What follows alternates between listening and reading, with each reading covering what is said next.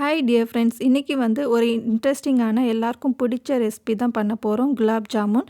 இது எப்படி பண்ணலாங்கிறத பார்க்கலாம். இதுக்கு வந்து பார்த்திங்கன்னா, நான் இன்றைக்கி எம்டிஆர் குலோப் ஜாமுன் வச்சு தான் செஞ்சு காமிக்க போகிறேன். இன்னொரு நாள் உங்களுக்கு வந்து ஸ்க்ராட்ச்லேருந்து எப்படி குலோப் ஜாமுன் பண்ணலாங்கிறதையும் நான் உங்களுக்கு வந்து சொல்கிறேன். பட் ஃபஸ்ட்டு பிகினர்ஸ்க்கு பார்த்திங்கன்னா, இந்த மாதிரி எம்டிஆர் குலோப் ஜாமுன் இல்லை ஆச்சி குலோப் ஜாமுன் அது மாதிரி எடுத்து பண்ணிங்கன்னா உங்களுக்கு இன்னுமே ஈஸியாக இருக்கும். எந்த இன்ஸ்டன்ட் குலோப் ஜாமுன் எடுத்தாலும் இதே மெத்தட் வந்து நான் பண்ணுற மாதிரியே பண்ணுங்கள். ஏன்னா வந்து நான் இதிலே இன்ஸ்ட்ரக்ஷன்ஸ் கொடுத்துருப்பாங்க. பட் ஆனால் பார்த்திங்கன்னா, சுகர் சிரப்புக்கு நிறையா தண்ணி சேர்க்குற மாதிரி, நிறையா சுகர் சேர்க்குற மாதிரி கொடுத்துருப்பாங்க. அவ்வளோ சேர்க்கணுன்னு அவசியம் இல்லை. அதுக்காக நான் வந்து என்னோடய மெஷர்மெண்ட்ஸ் எல்லாமே நான் வந்து சொல்கிறேன். ஸோ அது எல்லாமே நீங்கள் கரெக்டாக ஃபாலோ பண்ணிங்கனாலே இது குலோப் ஜாமுன் வந்து பர்ஃபெக்டாக வந்து செஞ்சு முடிக்கலாம். இதுக்கு வந்து பார்த்திங்கன்னா, நான் 500 கிராம் எம்டிஆர் குலோப் ஜாமுன் எடுத்திருக்கேன். பட் நான் வந்து ஃபுல் அண்ட் ஃபுல் பண்ண போகிறதில்ல இன்றைக்கி இதில் வந்து பாதி பேக்கெட் தான் பண்ண போகிறேன். ஸோ பிகினர்ஸ்க்கும் புரிகிற மாதிரி எப்படி மெஷர் பண்ணி எடுக்கலாங்கிறது காமிக்க போகிறேன். ஃபஸ்ட்டு நான் ஒரு கிச்சன் ஸ்கேல் எடுத்திருக்கேன். இது வந்து கிராம்ஸில் வந்து மெஷர் பண்ணி காமிக்கிறது ஐடியாவும் இருக்குது. ஸோ அதனால் கிராம்ஸில் நான் மாற்றிட்டு இப்போ வந்து ஒரு பவுல் வச்சுக்க போகிறேன். ஃபஸ்ட்டு நம்ம பவுலோட எந்த பவுல் வைக்கிறோமோ, நீங்கள் எந்த பவுல் வச்சாலும் அது எவ்வளோ வெயிட்டுங்கிறத பார்த்துக்கோங்க. அது வந்து பார்த்திங்கன்னா, எனக்கு வந்து 360 கிராம் அந்த பவுலோட வெயிட்டு. பட் நமக்கு வந்து எவ்வளோ வேணும், குலாப் ஜாமுன் வந்து 250 கிராம். அதாவது அந்த பேக்கெட்டில் பாதி பேக்கெட் நீங்கள் அப்படியே பாதி கொட்டி நீங்கள் எடுத்துக்கிட்டிங்கனாலும் ஓகே. பட் பிகினர்ஸ்க்கு அளவுகள் ரொம்ப முக்கியங்கிறதுனால நான் வந்து அளவுகளோட சொல்கிறேன். இது வந்து பார்த்திங்கன்னா, பவுலோட வெயிட்டு 360 கிராம். இப்போ வந்து நம்மளுக்கு 250 கிராம் அது ஒரு அதையும் இதையும் சேர்த்து வந்து 610 கிராம் வரைக்கும் நம்ம வந்து மாவு போட்டே வரணும். ஸோ இப்போ வந்து இந்த பவுலில் வந்து நம்ம மாவு போட்டே வரலாம். இதுக்கு வந்து நான் எதுக்கும் மெஷரிங் கப்பில் மெஷர் பண்ணிவிட்டு அப்படியே உங்களுக்கு வந்து போட்டு காமிக்கிறேன். இந்த மெஷரிங் கப் வந்து 250 ml, அதாவது ஒரு கப்பு. ஸோ இது வந்து 250 ml இருக்கே, mlலும் கிராம்ஸும் ஒன்று தானேன்னு பார்த்தா அது மாதிரி இல்லை. இது வந்து பார்த்திங்கன்னா, நான் ஒவ்வொரு இன்க்ரீடியன்ட்ஸ்க்கும் அது வந்து வேரி ஆகும். ஸோ இந்த ஃப்ளோருக்கு வந்து பார்த்திங்கன்னா, நான் 2 கப் ஆயிடுச்சு எனக்கு டோட்டலி. ஸோ அந்த அளவுக்கு வந்தால் 610 கிராம் வந்து கரெக்டாக வந்துச்சு. ஸோ இப்போ வந்து நம்ம 250 கிராம் மாவு மட்டும் எடுத்தாச்சு தனியாக. இதை எடுத்து நம்ம வந்து பெரிய பவுலில் மாற்றிக்கலாம். அதாவது இந்த கப் மெஷர்மெண்ட்டில் பார்த்திங்கன்னா, மெஷரிங் கப் வச்சுருப்பீங்க இல்லையா? ஸோ அந்த கப் மெஷர்மெண்ட்டில் 2 கப்ஸ் வந்திருக்கு. ஸோ நான் மெஷர் பண்ணி கரெக்டாக உங்களுக்கு சொன்னதுனால நீங்கள் டேரெக்டாக கப்பில் 2 கப் எடுத்து போட்டிங்கன்னா கூட 250 கிராம் கரெக்டாக மெஷர்மெண்ட் வந்துடும். திரும்ப கிச்சன் ஸ்கேல் வச்சு பண்ணணும்னு அவசியம் இல்லை. ஸோ அதுக்காக தான் இப்போ இருக்க வீடியோ கிளிப் காமிக்கிறேன். கரெக்டாக அந்த கப்பில் வந்து பார்த்திங்கன்னா 2 கப் வரைக்கும் வந்துச்சு. ஸோ இதை எடுத்து நம்ம வந்து ஒரு பவுலில் மாற்றி எடுத்துக்கலாம். ஃபஸ்ட்டு பார்த்திங்கன்னா, நீங்கள் சிரப் வந்து ஃபஸ்ட்டு செய்ய ஆரம்பிச்சிடாதீங்க. சிரப் வந்து நம்மளுக்கு வந்து சூடாகவே இருக்கணும். கொஞ்சம் சூடாக இருந்தால் தான் வந்து நல்லா வந்து குலாப் ஜாமுன் வந்து அதில் போட நம்மளுக்கு நல்லா ஊறி வரும். சூடு வந்து கம்மியாயிடுச்சுன்னா நம்மளுக்கு வந்து ஊறவே ஊறாது. ஸோ அதனால் வந்து நம்ம வந்து ஃபஸ்ட்டு மாவு வந்து ப்ரிப்பேர் பண்ணிக்கலாம். அதுக்கப்புறம் நீங்கள் சுகர் சிரப் ப்ரிப்பேர் பண்ணுங்கள், கரெக்டாக இருக்கும். நான் வந்து டைம் பேசிஸும் இதில் வந்து கரெக்டாக நான் உங்களுக்கு சொல்கிறேன். இப்போ வந்து பார்த்திங்கன்னா 250 கிராம் நம்ம வந்து மாவு எடுத்துருக்கோம். அதாவது இதுக்கு வந்து பார்த்திங்கன்னா 50 கிராம் வாட்டர் வந்து நான் ஃபஸ்ட்டு மெஷர் பண்ணி அது ஃபுல்லாக சேர்த்துக்கிட்டேன். அதுக்கப்புறம் பார்த்திங்கன்னா தெளித்து விட்டு ஒரு 3 டைம் தண்ணி வந்து சேர்த்துக்கிறேன். நிறைய பேர் வந்து பால் சேர்த்து மிக்ஸ் பண்ணுவாங்க. பட் பால் வந்து பார்த்திங்கன்னா, நீங்கள் இது ஏற்கனவே வந்து பால் ப்ராடக்ட் தான். ஸோ அதனால் வந்து அது வந்து நீங்கள் பால் சேர்த்து மிக்ஸ் பண்ணிங்கன்னா அது வந்து ரொம்ப கவனமாக பண்ணணும். அதே சமயம் அது வந்து உங்களுக்கு ரொம்ப நாள் வச்சு சாப்பிட முடியாது, சீக்கிரமாகவே கெட்டு போயிடும். ஸோ அதனால் வந்து நான் வந்து தண்ணி யூஸ் பண்ணியே நான் அதுக்கு மிக்ஸ் பண்ணி எடுத்துக்கிறேன். ஸோ இது மாதிரி 50 கிராம் அதாவது 50 ml வாட்டர், அதுக்கப்புறம் வந்து 3 டைம் தெளித்து விட்டுக்கிறேன். இல்லைனா வந்து நீங்கள் 3 டைம் தெளித்து விட்டு கூட நீங்கள் இந்த கன்சிஸ்டன்சி கொண்டு வந்துக்கலாம். ஒரேடியாக தண்ணி சேர்த்துறாதீங்க, அதுதான் மெயின் திங். அதே மாதிரி ரொம்ப ஸ்டிஃபாகவும் ஹார்டாகவும் பிசையக்கூடாது. மைதா மாவுக்கு எப்படி பிசைவோமோ லைட்டாக அது மாதிரி தான் பிசைஞ்சு விடணும். ஸோ அதுக்கப்புறம் வந்து நான் இது மாதிரி பிசைஞ்சு விட்டுட்டு அதுக்கப்புறம் வந்து நான் கொஞ்சமாக நெய் சேர்த்துக்கிறேன். நெய் வந்து பார்த்திங்கன்னா ஒரு டீஸ்பூன் அளவு தான் நெய் சேர்த்துருக்கேன். ஸோ நிறையா வந்து சேர்க்க வேண்டாம். கொஞ்சமாக நெய் சேர்த்துட்டோன்னா அந்த பைண்டிங் வந்து உங்களுக்கு வந்துடும். இப்போ நீங்கள் பால் சேர்த்திங்கன்னா பைண்டிங் வந்து ஆட்டோமேட்டிக்காக வரும். பட் அந்த அது வந்து ரொம்ப நாள் வெளியில் வச்சு நம்ம சாப்பிட முடியாததுனால நான் வந்து தண்ணி யூஸ் பண்ணி பண்ணுறேன். இதே ஸ்டெப்ஸ் தான் அவங்க வந்து பேக்கெட்லேயும் கொடுத்துருக்காங்க. லைக் பால் மிக்ஸ் பண்ண மாதிரிலாம் கொடுக்கவே இல்லை, தண்ணி ஊற்றி தான் மிக்ஸ் பண்ணணும்னு சொல்லியிருக்காங்க. ஸோ அதே மாதிரி தான் நாமளும் ஃபாலோ பண்ணுறோம். ஸோ அதுக்கப்புறம் வந்து நான் நெய்யை ஊற்றி மிக்ஸ் பண்ணிட்டு ஒரு டைம் லைட்டாக பிசைஞ்சிட்டு அதுக்கப்புறம் 20 மினிட்ஸ் ரெஸ்டிங் டைம் அது விட்டுருங்க. இந்த 20 மினிட்ஸில் தான் நம்ம வந்து சுகர் சிரப் ப்ரிப்பேர் பண்ண போகிறோம். இந்த சுகர் சிரப்புக்கு வந்து நான் காஸ்கோலேருந்து ஆர்கானிக் கேன் சுகர் வாங்கியிருக்கேன். இது வந்து அன்ரிஃபைன்ட் சுகர் அண்டு அதுக்கப்புறம் வீகன் ஃப்ரெண்ட்லி கூட. ஸோ அதனால் வந்து இதோட சத்துக்கள் வந்து அப்படியே இதில் இருக்கும் நம்மளோட நார்மல் ஒயிட் சுகரை விட. ஸோ அதனால் வந்து கேன் சுகர் வந்து நான் எடுத்திருக்கேன். இப்போ வந்து பார்த்திங்கன்னா இது வந்து நம்ம சுகர் சிரப் தானே பண்ண போகிறோம். ஸோ இது வந்து பார்த்திங்கன்னா நம்ம 250 கிராம் நீங்கள் வந்து குலாப் ஜாமுன் மிக்ஸ் எடுத்தீங்க இல்லையா? ஸோ இந்த கப்பில் வந்து 2 டைம்ஸ் வந்து போட்டுறணும். ஸோ அதே மாதிரி 4 டைம்ஸ் வந்து சுகர் வந்து போடணும். அதாவது 250 × 4 1 கேஜி சுகர் இதுக்கு வந்து தேவைப்படுது. அதனால இந்த கப்பில் வந்து நான் 4 டைம் வந்து போட்டுக்கிட்டேன் சுகரை. ஸோ அதே மாதிரி 1 கேஜி சுகருக்கு 750 ml வாட்டர், அதாவது 3 கப் வாட்டர். ஸோ அதனால் வந்து 3 கப் வாட்டர் நான் அப்படியே வந்து இதில் வந்து ஆட் பண்ணிக்கிட்டேன். நிறைய பேர் வந்து வாட்டர் தனியாக பாயில் பண்ணிவிட்டு ஆட் பண்ணுவாங்க. அப்படி பண்ணாதீங்க. ஏன்னா வந்து அது வந்து உங்களுக்கு அளவுகள் வந்து மாறுபடும். கொஞ்சம் ஸ்டீமில் போயிடும் இல்லையா வாட்டர். ஸோ அதனால் வந்து உங்களுக்கு அளவுகள் மாறுபடும். அதனால் டைரெக்டாக சுகரும் தண்ணியும் சேர்ந்து மிக்ஸ் பண்ணிவிட்டு அப்படியே நீங்கள் சுகர் சிரப் பண்ணிங்கன்னா சூப்பராக வந்துடும். நீங்கள் ஜாமுன் மிக்ஸு எவ்வளோ அளவுக்கு எடுக்கிறீங்களோ அதுலேருந்து 4 டைம் மல்டிப்ளை பண்ணிங்கன்னா அந்த சுகரோட அளவு வந்துடும். அதே 3 டைம் மல்டிப்ளை பண்ணிங்கன்னா எவ்வளோ வாட்டர் சுகர் சிரப்புக்கு தேவைப்படுங்கிறது தெரிஞ்சிடும். ஸோ இப்போ நான் அதுக்கு 250 கிராம் இல்லையா, 250 × 4 டைம்ஸ் வந்து 1 கேஜி சுகர், அதே 250 × 3 டைம்ஸ் வந்து 750 ml வாட்டர். ஸோ இதாங்க பேசிக்கான கணக்கு. இந்த கால்குலேஷன் வச்சு நீங்கள் எந்த இன்ஸ்டன்ட் மிக்ஸ்லேயும் சரி, நீங்கள் நார்மலாக வீட்டில் ஸ்க்ராட்ச்லேருந்து பண்ணாலும் சரி, இந்த சுகர் சிரப் வந்து கரெக்டான கன்சிஸ்டன்சியில் உங்களுக்கு கிடைச்சிருங்க. இப்போ இதை ரெண்டையும் சேர்த்துட்டு நம்ம வந்து ஃபஸ்ட்டு கரண்டி போட்டு ஃபஸ்ட்டு மிக்ஸ் பண்ணிட்டே தான் இருக்கணும். நான் ஸ்டவ்வை ஆன் பண்ணிட்டேன். ஃபஸ்ட்டு வந்து கொஞ்சம் மீடியம் ஃப்ளேம்லேயே வச்சுக்கலாம் ஆரம்பத்தில். ஸோ இப்போ வந்து பார்த்திங்கன்னா ஃபஸ்ட்டு அந்த சுகர் கரையிற வரைக்கும் நம்ம கரண்டி வச்சு மிக்ஸ் பண்ணிட்டே இருக்கணும். இது மாதிரி சுத்தமாக கரைஞ்சி முடித்த பிறகு நம்ம வந்து ஃப்ளேம் வந்து கொஞ்சம் மீடியம்லேயே வச்சுப்போம். கொஞ்சம் பாயிலிங் ஸ்டேஜ் வந்த பிறகு அதுக்கப்புறம் ஃப்ளேமை லோ பண்ணிடுங்க. எதுக்காகனா அது வந்து ரொம்ப நீங்கள் வந்து ஃபுல்லாக மீடியம் ஃப்ளேம்லேயே கடைசி வரைக்கும் பண்ணி வச்சிங்கன்னா உங்களுக்கு வந்து சுகர் வந்து கொஞ்சம் தீஞ்ச மாதிரி ஆகிடும். ஸோ அதனால் வந்து அது கரெக்டான கன்சிஸ்டன்சி வரணும்னா ஃபஸ்ட்டு கொஞ்சம் பாயிலிங் வந்த பிறகு நீங்கள் வந்து ஃப்ளேம் வந்து லோ பண்ணும். எனக்கு வந்து கேன் சுகர் நான் யூஸ் பண்ணியிருக்கிறதுனால இந்த ப்ரௌன் கலரில் இருக்குங்க. மற்றபடி வேறு ஒன்றுமே இல்லை. இது ஒயிட் சுகர் யூஸ் பண்ணிங்கன்னா ஒயிட் கலரில் தான் இருக்கும். ஸோ இப்போ வந்து நான் வந்து அது பாயிலிங் ஸ்டேஜ் வந்துடுச்சு. இப்போ ஃப்ளேம் நான் லோ பண்ணிவிட்டு வச்சிட்டேன். திரும்பவும் வந்து கொஞ்ச நேரம் வந்து கொதி வந்துச்சு. கொதி வந்த பிறகு நான் போய் செக் பண்ணி பார்த்தேன். கிட்டத்தட்ட ஒரு 10 மினிட்ஸ் தான் ஆயிருக்கும். நான் வந்து இப்போ சுகர் சிரப் பண்ண ஸ்டார்ட் பண்ணி. ஸோ அந்த ஸ்டேஜில் தான் எனக்கு வந்து செக் பண்ணி பார்த்தேன். கொஞ்சம் வந்து திக்னஸ் வந்து லைட்டாக வந்துருந்துச்சு.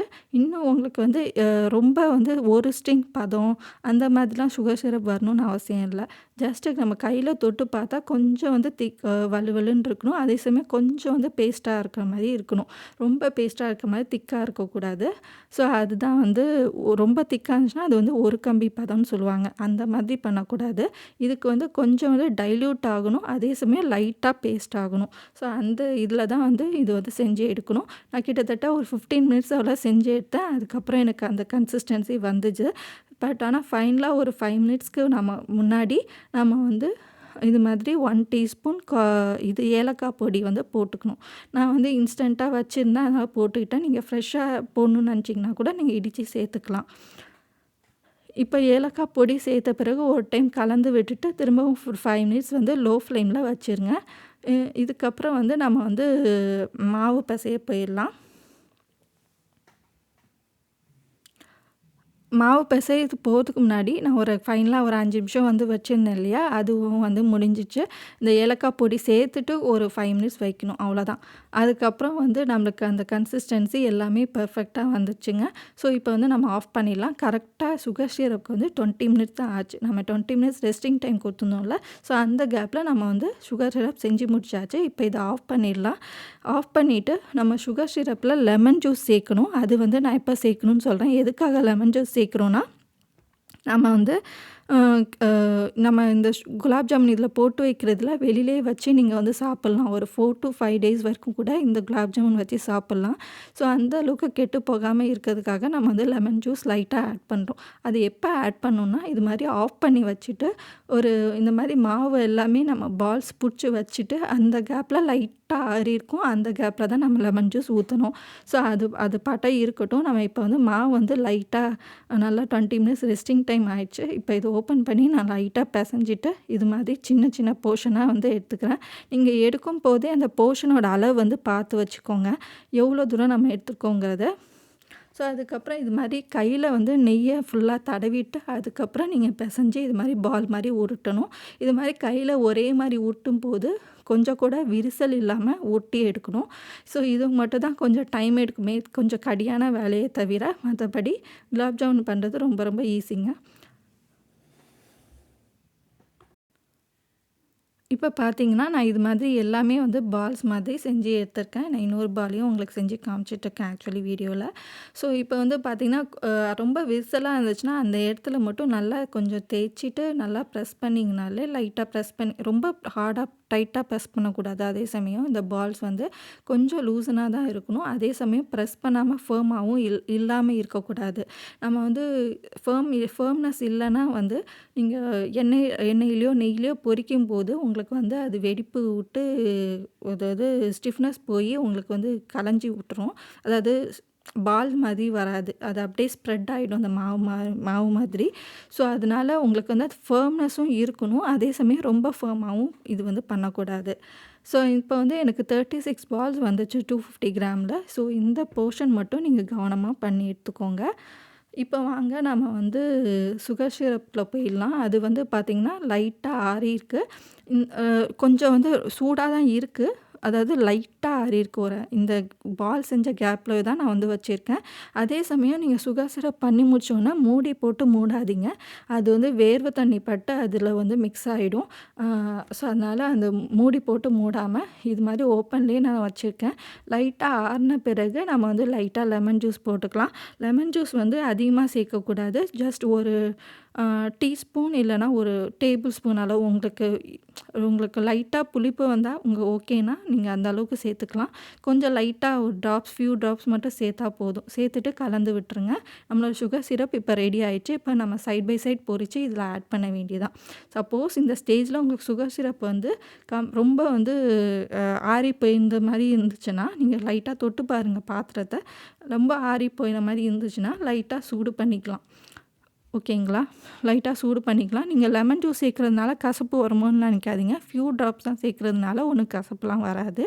ஸோ இப்போ வந்து நான் இந்த சைட் பை சைடில் நான் என்ன பண்ணியிருக்கேன்னா, ஒரு சின்ன வடை சட்டியில் தேவையான அளவு எண்ணெய் ஊற்றிருக்கேன். நிறைய பேர் வந்து பார்த்திங்கன்னா இந்த வடை சட்டியில் 3/4 அளவுக்கு எண்ணெய் ஊற்றுவாங்க. நான் அந்த அளவுக்கு ஊற்றலைங்க. ஏன்னா நம்ம போட போகிறது 36 பால்ஸ் தான்.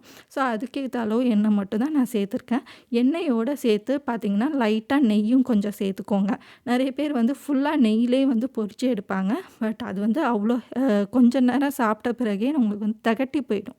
ஸோ அதனால் வந்து நான் என்ன பண்ணுவேன்னா, எப்போதும் நெய் கொஞ்சம் வந்து எண்ணெயில் சேர்த்துட்டு அதுக்கப்புறம் நெய் வந்து லைட்டாக சேர்த்துருக்கேன்.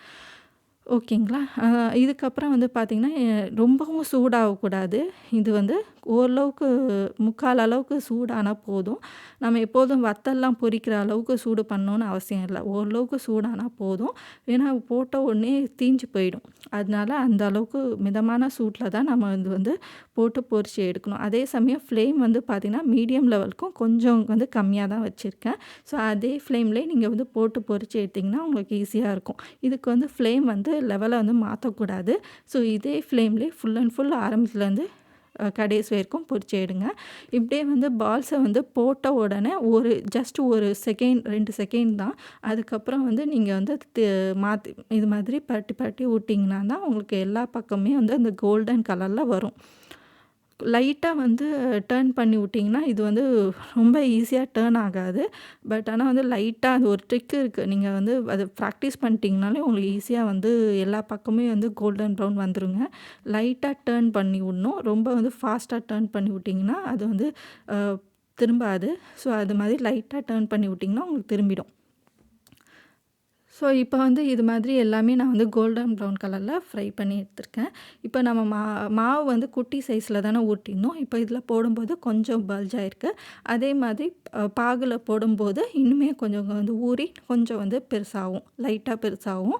ஸோ இப்போ வந்து நம்ம இந்த கலரில் உங்களுக்கு எந்த கலரில் வேணுமோ அந்த கலரில் நீங்கள் இது பண்ணி எடுத்துக்கோங்க. அதுக்காக கோல்டன் ப்ரவுன் வந்த பிறகு உங்களுக்கு எவ்வளோ டார்க்னஸ் வேணுமோ அந்த அளவுக்கு நீங்கள் ப்ரைட்டாக பண்ணிக்கலாம். பட் ரொம்ப டார்க்காக பண்ணிடாதீங்க. அது வந்து ரோஸ்ட்டாக ஒரு லேயர் மாதிரி ஃபார்ம் ஆகிடும். ஸோ அந்த அளவுக்கு பண்ணக்கூடாது. கொஞ்சம் வந்து நான் டிஷ்யூ பேப்பரில் போட்டு ஜஸ்ட் ஒரு 2 செகண்டுக்கு அப்புறம் எடுத்து சுகர் சிரப்பில் போட்டுகிட்டே வந்துட்டுருக்கேன். ஸோ இதே மாதிரி நம்ம சைட் பை சைட் போட்டுகிட்டே வந்துடணும். ஏன்னா வந்து நம்ம சுகர் சிரப்பும் ஆறிடக்கூடாது. At the same time gulab jamun அந்த சூடோடையே நம்ம வந்து போட்டே வந்துடணும். ஸோ இதுதான் வந்து ட்ரிக்கு. ஸோ இது மாதிரி நீங்கள் போட்டுகிட்டே வந்தீங்கன்னா உங்களுக்கு வந்து இது வந்து பார்த்திங்கன்னா நான் பால் சேர்த்து மிக்ஸ் பண்ணதுனால 1 நைட் ஃபுல்லாக வந்து ஊற வச்சு எடுத்துருக்கேன். இதே மாதிரி எல்லா பால்ஸும் நான் வந்து போட்டு எடுத்துகிட்ருக்கேன். அதுக்கப்புறம் வந்து நம்மளோட குலோப் ஜாமுனும் நான் வந்து சைட் பை சைடே போட்டு இது மாதிரி ஃபில் பண்ணிட்டேங்க. இப்போ வந்து பார்த்திங்கன்னா நிறைய பேர் 5 ஹார்ஸில் வந்து ஊறிடும்னு சொல்லுவாங்க. பட் அது வந்து பால் சேர்த்து மிக்ஸ் பண்ணால் மட்டும்தான் வந்து 5 ஹார்ஸில் வந்து ஊறும். But at the same time நீங்கள் ஒரு அவசரத்துக்கு அது பண்ணிக்கலாம் தவிர சீக்கிரமாக காலி பண்ணிடுவீங்கன்னா நீங்கள் பால் சேர்த்து மிக்ஸ் பண்ணுறது நான் இன்னொரு நாள் வீடியோவாக போடுறேன். இது வந்து பார்த்திங்கன்னா இதுதான் வந்து ஒரிஜினல் மெத்தட். ஆனால் இப்படி தான் பண்ணணும். கடையிலலாம் பார்த்திங்கன்னா மோஸ்ட்டாக இப்படி தான் பண்ணுவாங்க. ஸோ இது மாதிரி பண்ணி எடுத்திங்கன்னா உங்களுக்கு வந்து கெடவும் கெடாது. ஒரு 5 டேஸ் வரைக்கும் கூட சூப்பராக வச்சு சாப்பிட்லாம் நிறையா பண்ணிட்டிங்கன்னா. ஸோ இது மாதிரி சூப்பராக வந்திருக்கு பாருங்கள் நம்மளோட குலோப் ஜாமுன். நான் வந்து கரெக்டாக 1 நைட் தான் ஊற வச்சுருந்தேன். நம்மளுக்கு குலோப் ஜாமுன் செம்மையாக ஊறிச்சு. இப்போ பாருங்கள் நம்ம வந்து கட் பண்ணி உங்களுக்கு காமிக்கிறேன் எப்படி ஊறியிருக்கு. அண்ட் டேஸ்டிங் செஷனும் இப்போ நம்ம பார்க்கலாம். இப்போ பாருங்கள் நம்ம குலோப் ஜாமுன் நெக்ஸ்ட் டே நான் வந்து மார்னிங் எடுத்து பார்த்தேன். நல்லா ஊறிட்டு இருந்துச்சு. இப்போ வந்து நான் ஒரு ஸ்பூன் வச்சு கட் பண்ணுறேன் பாருங்கள். சூப்பராக இது மாதிரி கட் பண்ண வரணும். அதே சமயம் உள்ளே வந்து பாருங்கள் அந்த இது மாவு மாதிரியே தெரியல பாருங்கள். நல்லா வந்து ஊறியிருக்கு. செம்மையாக இருக்குது. சூப்பராக இருக்குங்களா பார்க்குறதுக்கு. இதே வந்து நான் டேஸ்ட் பண்ணியும் பார்த்தேங்க. செம்மையாக இருந்துச்சு. சூப்பராக இருந்துச்சு. ஒன்லி திங் நீங்கள் வந்து அது வந்து பக்குவம் தான். இந்த குலோப் ஜாமுன் பொறுத்த வரைக்கும் பக்குவமாக ரெடி பண்ணிட்டோன்னா சூப்பராக வரும். கண்டிப்பாக இந்த வீடியோ பிடிச்சிருந்துன்னா ஒரு லைக் பண்ணுங்கள், ஷேர் பண்ணுங்கள், கமெண்ட் பண்ணுங்கள். மறக்காமல் சப்ஸ்கிரைப் பண்ணிக்கோங்க ஃப்ரெண்ட்ஸ். தேங்க்யூ. இன்னொரு வீடியோவில் பார்க்கலாம்.